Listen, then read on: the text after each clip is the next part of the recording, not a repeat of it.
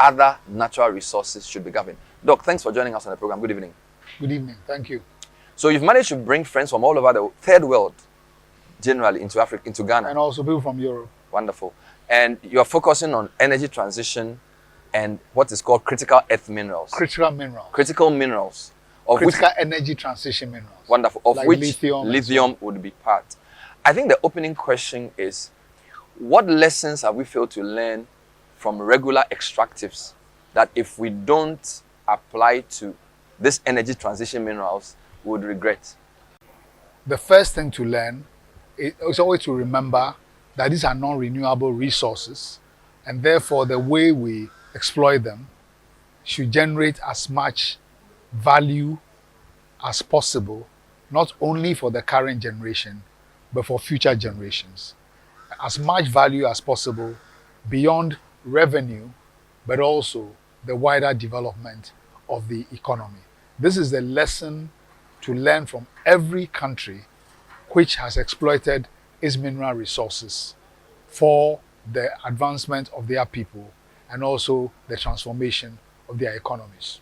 That means that the fixation with fiscal regimes is either misguided or overrated. Fiscal regimes are extremely important because at least on the raw mineral, you make sure that you get a return, because the other forms of value require additional investment. So as the owner of the resource, when it comes out of the ground, generally the country should get a share. The royalty is not based on profit or anything. It is that you've taken out X amount of mineral from the ground, give us X percent of it. And the reason why the lithium thing, if you remember, there was such a discussion about it, goes to the issue of critical minerals. Critical minerals are the minerals which have come into prominence and importance because of their role in generating renewable energy and allowing us to cut emissions from the burning of fossil fuels, and therefore would allow us to undertake the transition from dependence on fossil fuel to alternative renewable energy. So because of that, of course, they become very important and they become points of contestation. So lithium in Ghana has got that importance globally. And the thing about the royalty rate, therefore, is that with that premium on lithium, it is possible to also get a premium on the royalty that you collect on it. And this is not unique to Ghana. Other countries define regimes which seek to get a premium, what they consider to be the minerals that it is possible to get a premium on the royalty. The agreement with the Atlantic Lithium and its local subsidiary seems to have stalled. October 2023 was when the initial agreement was contemplated. For some parliamentary reasons, they couldn't sign. At the time, the opposition said that the 10% royalty rate was too high, and they also felt that we needed to lock in joint ventureships and possibly a local entity that can add value. A year and a half later, that party is in government, and they're telling us that the 10% is illegal, and we're not even sure if there's any commitment to setting up a JV or local processing. How did we get here?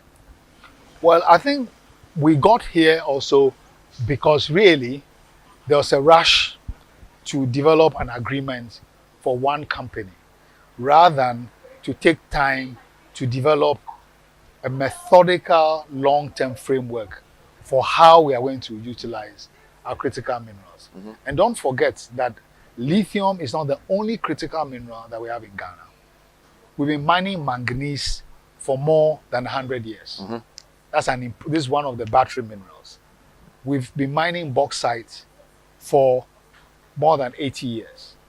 Bauxite is aluminum is also listed as a critical mineral. So we have a number of them, and as we are sitting here, the Ghanaian public do not know the critical mineral policy that was announced by the last government. It is clear that that process was not completed, and yet there was a hurry to grant a lease to one company. I have no doubt that the hurry to grant the lease was driven by two related factors.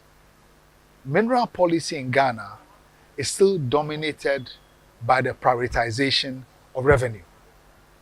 Secondly, as is often the case with agreements in this country, there were pressures, lobbies that we need to get this thing out of the door, so the project can go on, we'll get revenue, it will signal to potential investors and so on. So there was not a comprehensive framework for this. Okay?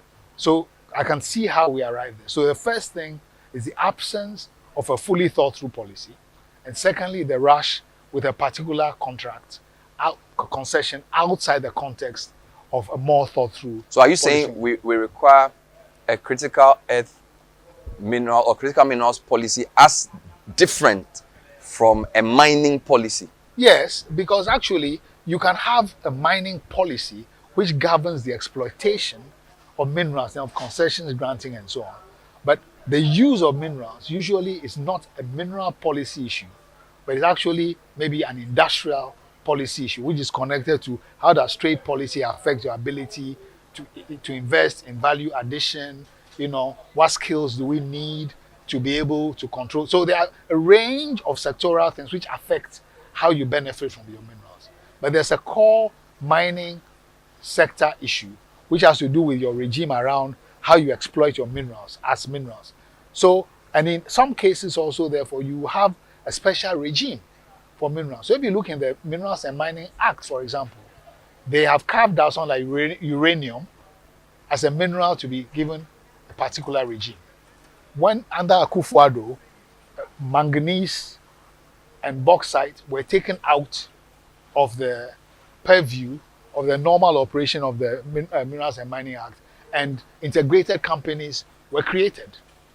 Okay, those are examples. More recently, the government handed over the whole, Akufo-Addo's government handed the whole of the Songo Lagoon to one company, controversially, but with the justification that will help set up a salt entity. So having a particular policy for a mineral or a subsector is not unique.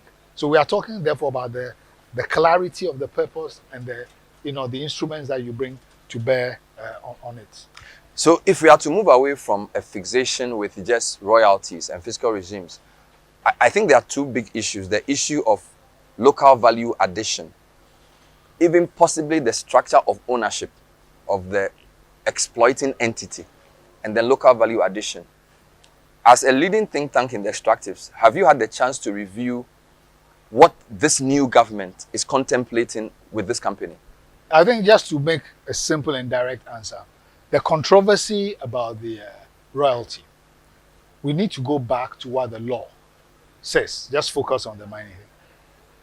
Some years ago, the law had provision. This thing has evolved with time. Early on, we had a sliding scale from, I think, 3 to 12.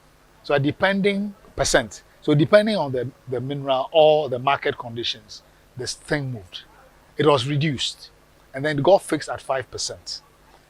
That 5% was then taken out. The provision was taken out of the act and was put in there that the royalty rate will be fixed by the minister from time to time. So this is the 2015 amendment of the law? Yes, thereabouts. Yeah. From time to time. Now, with that amendment, it meant that instead of there being, to give flexibility for quick response, because you don't have to change the whole legislation. So the idea is that the legislative instruments will be used to announce rates. But the impression was that there will be a single rate at any time or multiple rates, but it has to be legislated. I don't think it should be interpreted as laying the basis for rates in individual contracts, because this is something that there's an attempt to move away from, to allow, patronage, manipulation of rates for benefit of individual entities. So so Goldfields, for example, was given a sliding rate of 3 to 5%, which we questioned as illegal, because this was not fixed for every body. So if 5% was the operating rate, and you give a company 10%, or you desire to give a company 10% royalty rate, you need to go through the legal processes and have it in the legislative instrument. I don't think that the root of an individual contract having that rate in it is correct. But however, it's become a justification, that legalism has become a justification for what is an economic choice. Because this is a government which controls parliament.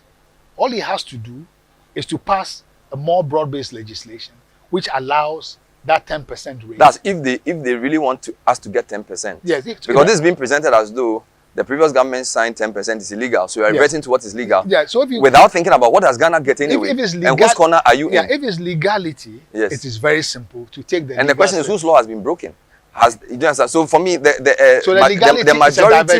majority's attempt is a diversion. It's a red herring. It's a diversion. So, and by the way, you've also said that we shouldn't overfixate on the royalty. Yes. Because you can give me royalties are not important. But if you can give me a 20% royalty and take everything else, and give me a 5% royalty and have other things. So my question is legitimate or it's the same question that have we looked at the other issues around, say, for example, a local joint ventureship, a local entity that does processing? Should we not look at the agreement holistically? Royalty, value addition, ownership, and then be able to say, this is the best deal for Ghana. Absolutely. But you see, the headline announcement was that there will be processing. But what they agreed with the company was that they will do a feasibility for whether processing will be possible. But in the meantime, they had already signed an off-taker agreement with a company in the US, which meant that there was a presumption that they will be able to export the mineral. And this off-taker is basically importing it from us unprocessed. Yes. So different messages. So there are political messages going out, and then there are economic relationships being set, with the company. So, but I think the coming back to the thing about having a holistic framework. I mean, there are a number of factors which go into this holistic thing. I mean, it is not every single deposit of a mineral that you exploit that you will be able to set up, say, an integrated process for, because the reserves may not be enough to support the investment for processing. So you may decide that maybe the best way to get additional value for that is how the supplies needed by the mine and its work, you strengthen the backward linkages. So the supplies to the mine, the procurement by the mine, for example, you can strengthen how the local content of that procurement as a way of integrating it with your economy. So there are different ways of getting more value than royalty from your mineral deposits through building linkages, a variety of linkages. You can even build the linkage by becoming a world-famous, having a world-famous R&D facility, research and development facility around that mineral and its possibilities. Okay. Well, let me just tell you what the company has said. So, Ahmed Salim Adam, general manager of the company that we've entered the lease agreement with, has said that the company concluded and submitted the results of a feasibility study on setting up a processing plant in Ghana, and that it did not make domestic processing explicitly mandatory. They found that the plant commercially was not viable, citing the absence of a local value chain, inadequate infrastructure, and the limited production volumes expected from Atlantic Ewoya mine. These were the three reasons. And he said we would need about 3 Ewoya mines to make local value addition feasible. Yes. Unquote. Yeah, I mean, it could be true. But the point to make, however, you see, is that what if we take that, it goes back to the point I'm making about the need for a comprehensive conception. Because you see, it's great to want to add value, but take our energy situation, for example. Energy is key. Okay? So you must have energy of a certain quality and other things which make the next stage possible. I mean, we had a presentation in this meeting here talking about our experiences. one of the things that was said was China, for example, where they got to with their mineral processing, there was a 40-year horizon within which they got from where they started to where they are. I mean, well, China, of course, had some history before, but it's a good example of the long-termism. Because Indonesia has had an experience of also moving in a particular way. But you need to get all those bits and pieces in place. It's not enough to have an aspiration. The aspiration must be backed by a plan, okay? And the starting point, of course, is the volume and quality of your deposit. What about the argument that if we want to develop an integrated lithium processing, we will need at least 2 or 3 more companies to come in. And the best way to attract them is for the work at Avle to begin. It's been 2 years. So even if you're giving them very generous terms, if that attracts others to come in, the conditions for setting up the integrated lithium processing could happen, right? As we speak, at the time the agreement was initially contemplated, the price of lithium was excess of $2,000. It's now around $1,300. So clearly, we have lost some time. So there's an argument that we need to hasten, bring the first one in, prove the concept, and then over the long or medium term, this holistic thing you are contemplating can happen. Well, yes and no. Because what we have experienced in many places, and also in Ghana here, if you give A certain terms, B will certainly say, I want those terms also. So the terms that we give to the first person must be clearly related to our ambitions. Okay? And also, if you have only one mind, it makes sense to make sure you are optimizing your revenue from the royalties. Okay? And your plan then allows you to evolve the thing. It brings him back to the point of how this first mind thing was not properly thought through and properly negotiated, which has led to this problem. The other thing is that if you took a slightly regional lens on the thing, Nigeria is producing lithium. There are processes where Chinese are about to set up plants there. I mean, too often, things for which we could be thinking regionally, we're constantly thinking nationally. So your ability to even attract capital for processing may be enhanced if you are sure that you have a wider base for your process. So the DRC, Democratic Republic in Congo, and Zambia, for example, they share borders. They have cobalt, they have copper. They have come together to have a development plan for how they will work together to add value to their cobalt and their copper. Okay, they've chosen not to compete, but to harness the possibilities of scale and cooperation. So there are many pathways, but the starting point is how thoroughly have you thought about what you are doing and the pathways that you want to. My goal for coming here, and that applies also to how we're approaching the manganese, we're approaching the bauxite, because GUIDEC has been going round and round and round with claims about an integrated aluminum industry.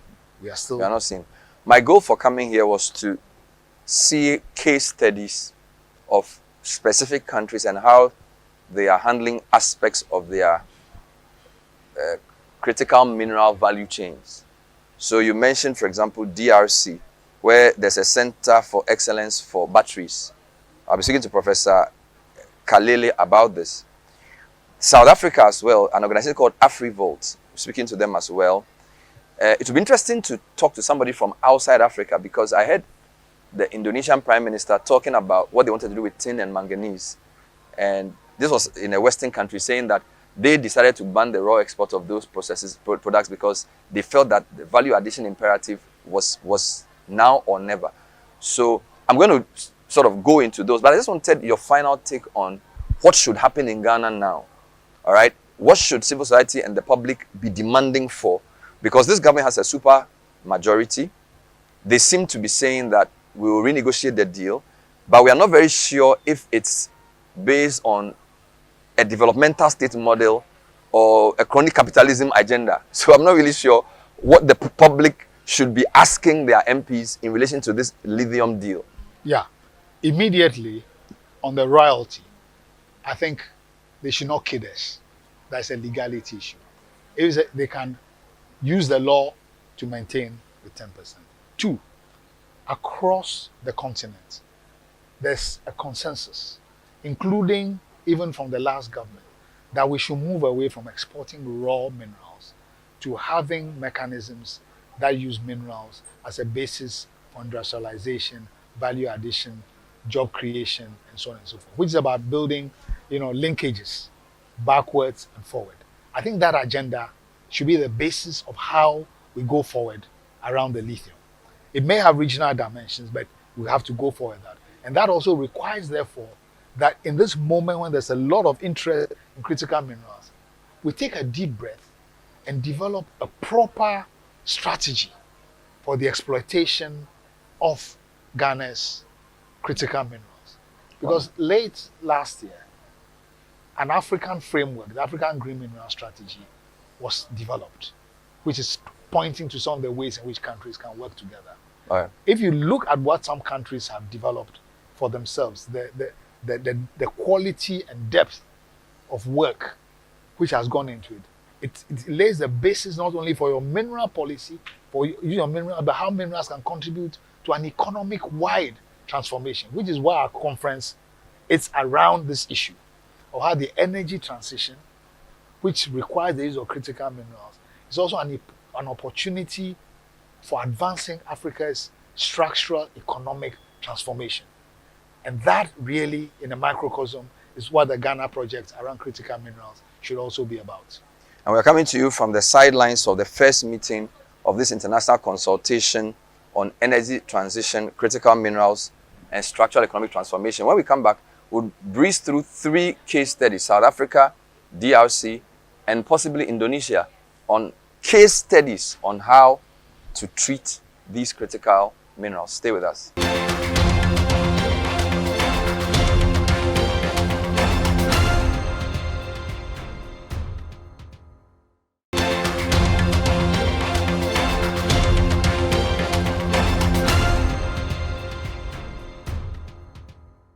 Welcome back. The point of view tonight is discussing Ghana's lithium deal, but we're also asking in this second part what we can learn from some African case studies. Now, the DRC is exceptionally rich in a variety of critical minerals, making it a key player in the global supply chain for electronics and clean energy technologies. For example, cobalt.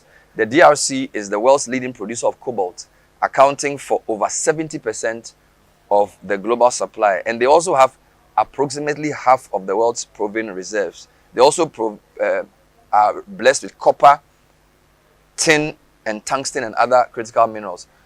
Professor Heracule Kalele is joining me from the DRC to talk about their approach to managing this resource and what we can learn. Prof, thanks for joining us. Thank you. Good morning. Good to have you in Ghana. What organization do you work for? I'm working for 2 organizations. The first one is African Excellence Center for Battery, and the second one is the Congolese Battery Council. So the African Center of Excellence for Batteries, what do you do there? What does it?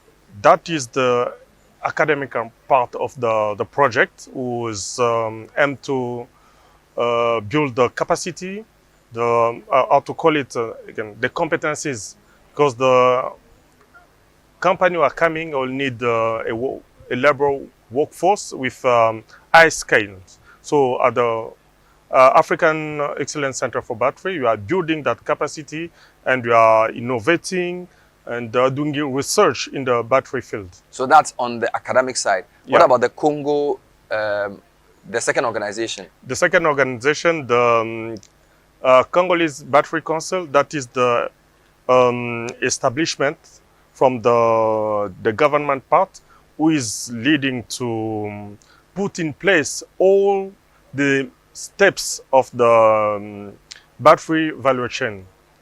So what has Congo done with these critical minerals that you believe is a key to economic transformation? What we do right now is we think the policy we just putting in place just to change the way you are thinking, the way we are doing, to take some action.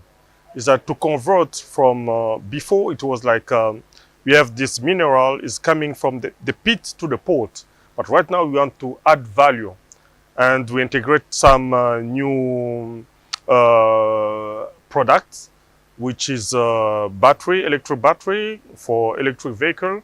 So we are putting in place all the steps in the battery value chain from upstream to downstream. But we're not going to directly to downstream. We are going step by step. So we think that this initiative, you cannot do it by alone, because we are not the only one who getting that reserve. Our neighbor, the Zambian country, have also some reserve that we need that enter in the manufacture of battery precursor. So what we think and what we are together is to take together an initiative that will put battery and vehicle special economic zone where we're gonna manufacture battery precursor, where we're gonna transform, refine the cobalt, refine nickel on all the component that is going in the battery. So this is something you are doing jointly with Zambia. Yeah. Is it already happening, or is something you've planned to do? Okay, it's happening. We are taking in some action. The first one is the agreement we signed between two countries, Zambia and DRC. We signed an agreement to develop the special economic zone. And the second agreement we signed is about DRC, Zambia, UNECA, Afreximbank, and BADEA, so Arabic Bank for Development, for Economic Development for Africa. So that agreement put in place a new mechanism that this project needs. So we see all the aspects of the project, and then we move forward, doing, okay, we need to choose where the located of the zone, because it's the conjoint zone, trans-border zone. One part in Zambia, one part in Congo. Where is the best location? The best location have been funded. And we move again forward. We design a joint development agreement that we have promoter, we have the two countries between, and that agreement will be signed very soon. And after that steps, we move to going for financial model, design a financial model, and also we have a master plan for the how to call it, a management of the zone, the special economic zone.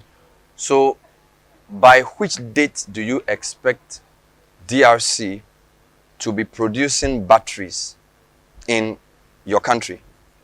That is a very, very difficult question.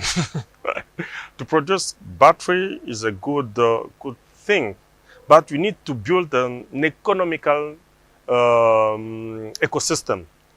Because if you produce battery right now, but if it's not entering the economical ecosystem, your battery will not be sold. So you need to go step by step. Which step is very important. But the problem, what we want to solve, is to add value of the minerals.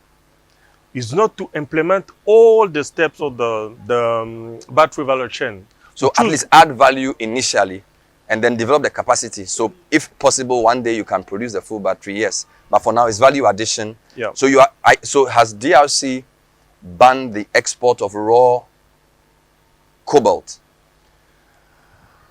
Yeah. We said it, that we banned the raw cobalt.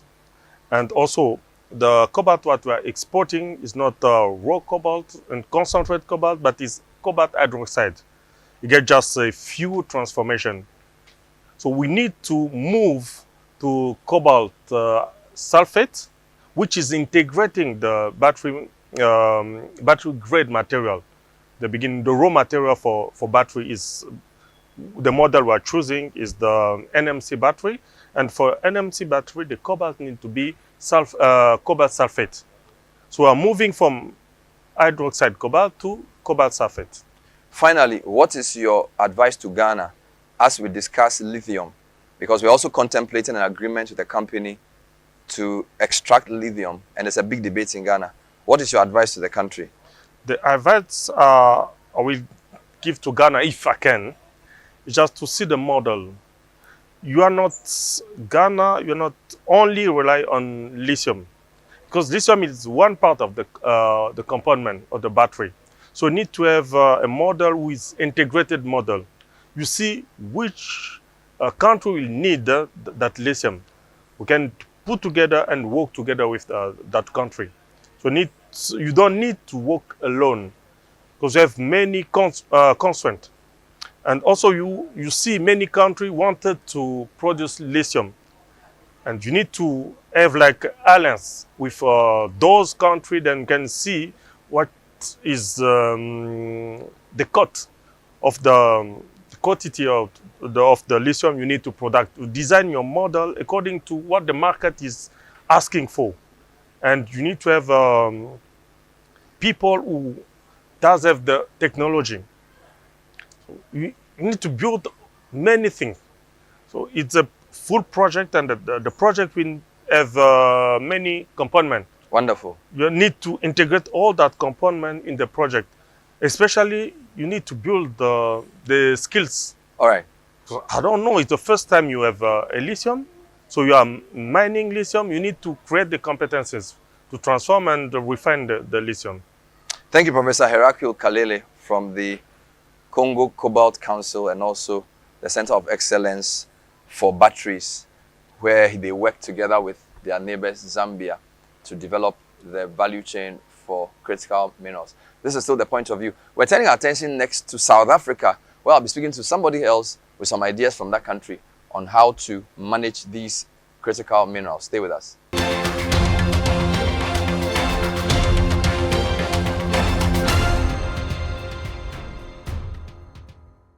About critical minerals, Ghana's discussions around lithium, and looking at quick case studies from across the world. We just spoke to a friend from DRC. I'm going to be talking to a friend from South Africa in the person of Deshan Naidu. He's with a company called AfriVolt, and he will tell us what they do. But for those of you who may be wondering, South Africa is not just known for gold. They are a very resource-rich country indeed. They have vast mineral wealth, including the world's largest reserves of what is called the platinum group metals and manganese.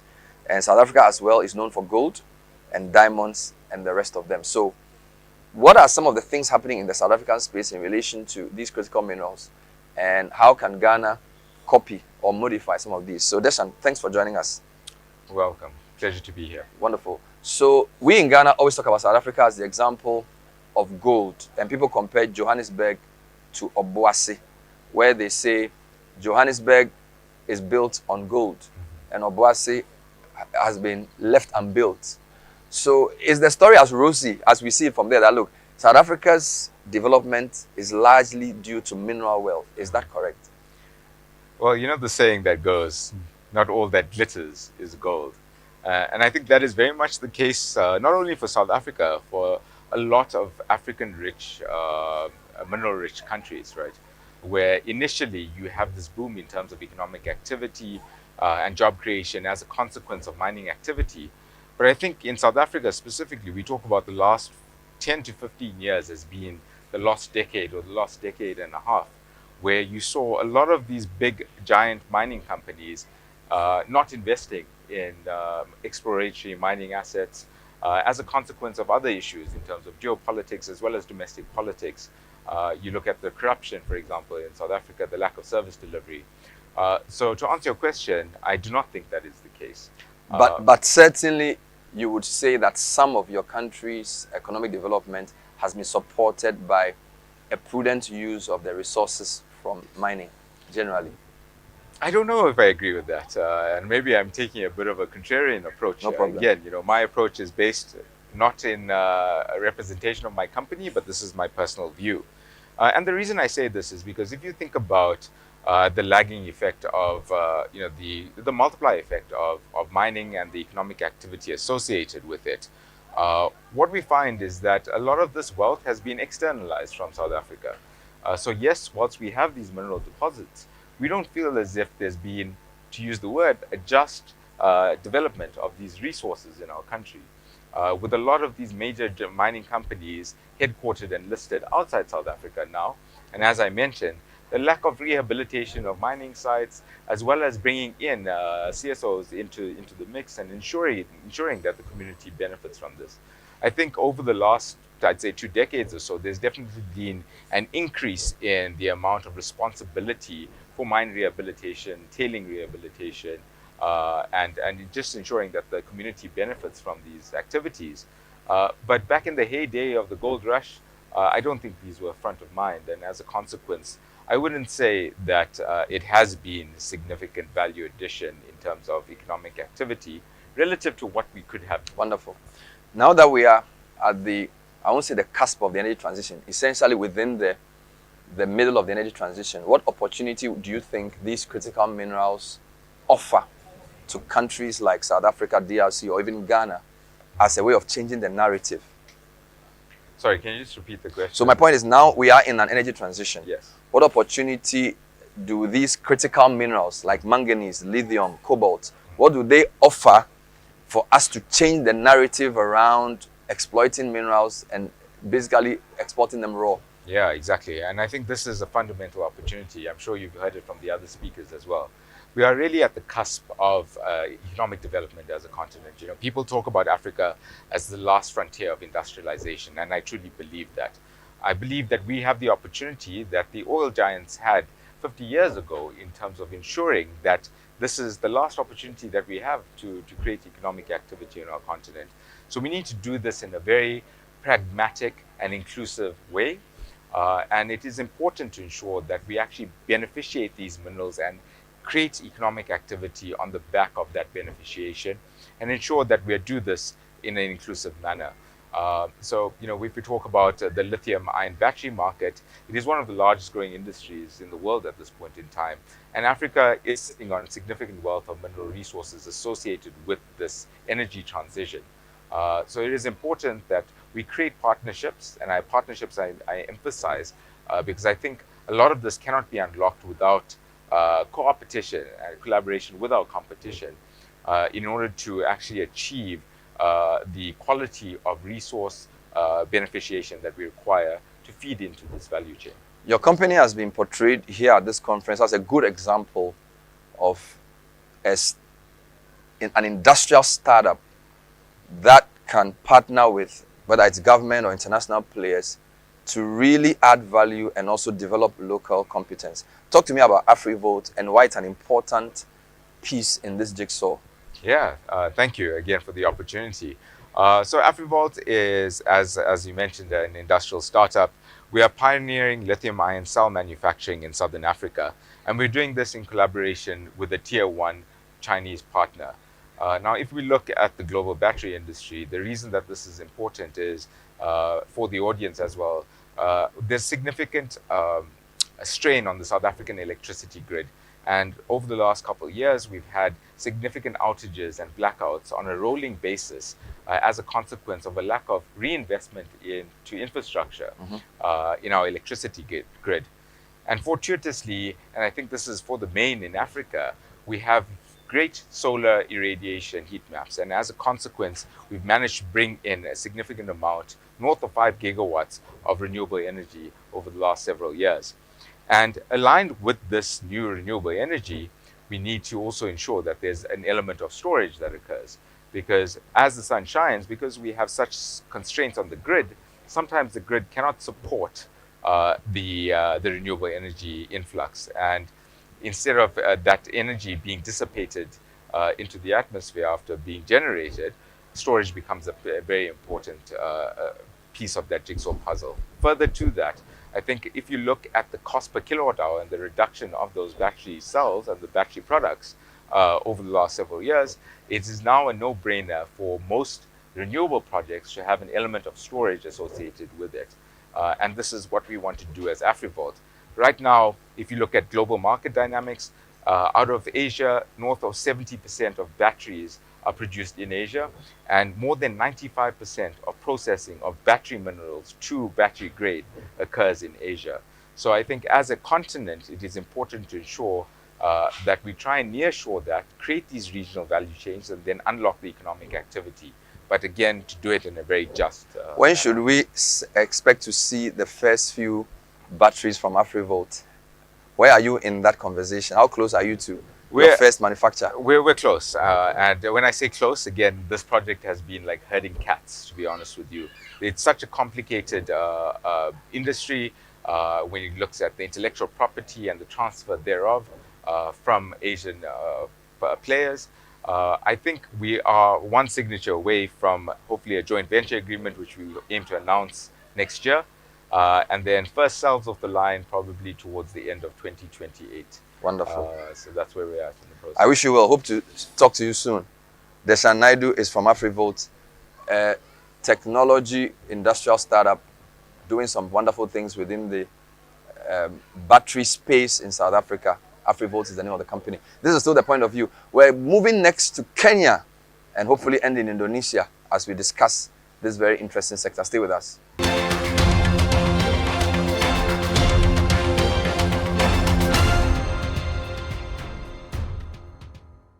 So the point of view tonight is very unique because beyond discussing a Ghana topic, we're also speaking to friends from across the continent to get a more balanced perspective of the debate around how do we manage our critical minerals. Of course, lithium is the big one in Ghana. The conversation is not just for governments and corporates, it's also for civil society groups. And I'm very happy to bring into the conversation Ikal Angele, who's from Friends of Turkana. You are co-organizers of this conference, right? Yes. So who are Friends of Turkana? So Friends of the Turkana is a grassroots community organization that really brings the voices of communities. And in this particular role, we are working with TWN Africa and South Africa Resource Watch because they work mostly at a national, regional level, and we are trying to bring the voices of communities because as you talk about minerals or other resources, energy, it is happening in community lands. So it's really making sure that as we discuss the shift, the transition, that the voices of and the impacts of local communities is taken into account. My little geography tells me Turkana is a lake. Yes, it is a in lake in Kenya. northern Kenya. And so which minerals are within that broad area? And what do the Friends of the Turkana advocate for? So where we are is where the wind farm is. So we have the largest wind farm in Africa. Okay. And because, as we know, the move to renewable Renewables. energy is really around not only the critical minerals, but the critical minerals are contributing to, solar panels and wind turbines. So that we have the largest wind farm in Africa.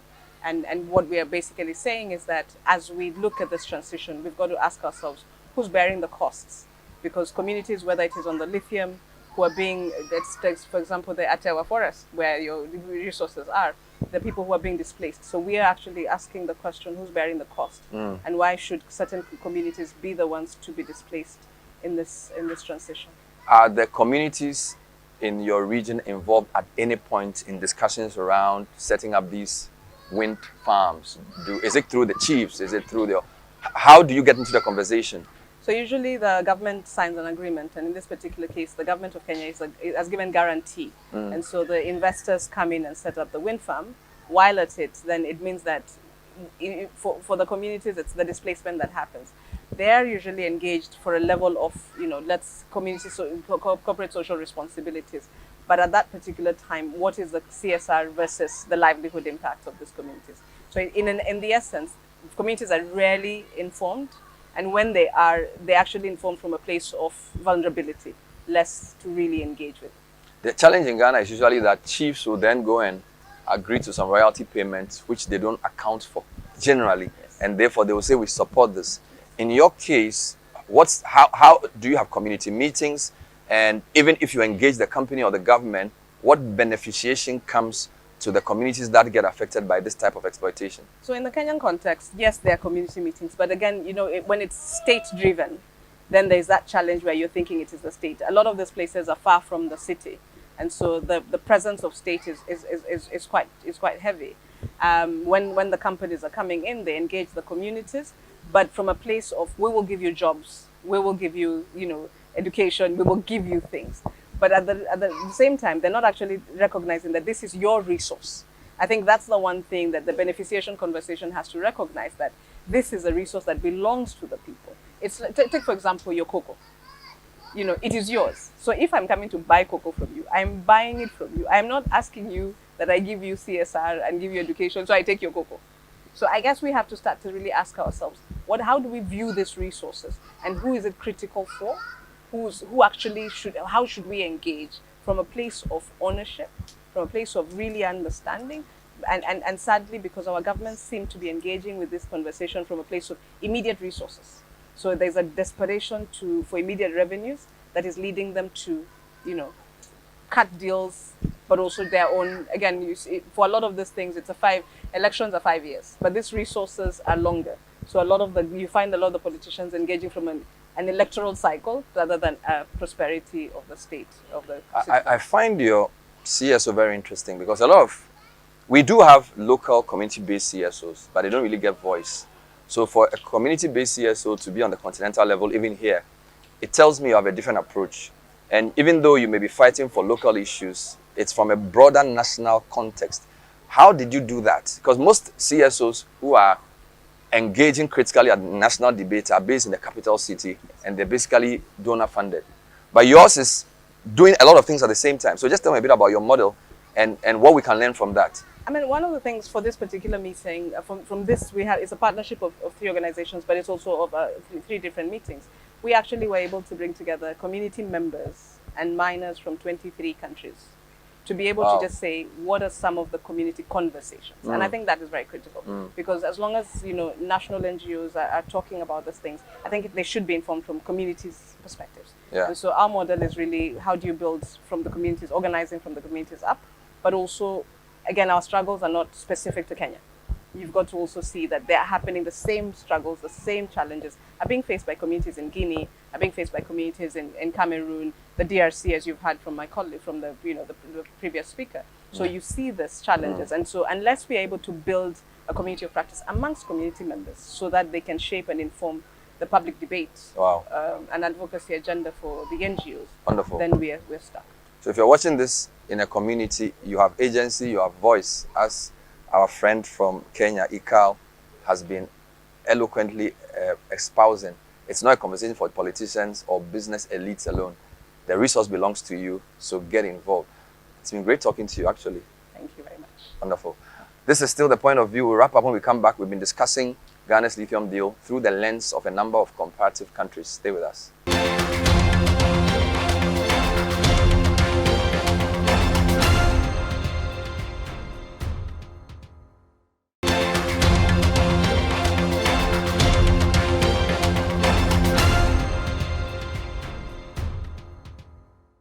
So we're wrapping up with a trip to Indonesia, where that country is one of the world's leading producers of nickel, which is another essential component for these batteries. And my guest is an expert staff at the Ministry for Empowering Communities called Iwan Nudin. Thanks for joining us. Yeah, thank you for having me. Your country has been seen from our side as one that's done very well in insisting on adding value to a critical mineral. What does Indonesia do with nickel that's so exemplary? Yeah, because we understand today battery is the very strategic in terms of the transition of energy. Then our government trying to develop the special economic zone for nickel and inviting all over the world to invest in Indonesia for smelter. And we are banned of the raw material export. It's meaning we are trying to make reposition of our position before as a raw exporter material, then becoming the one of the leading country to produce battery. And we invite Euro, we invite Elon Musk, but unfortunately they didn't want to come to Indonesia, and China come to Indonesia more aggressively. So we choose China. It doesn't mean of political preference. It's very pragmatic because China is ready to invest in Indonesia.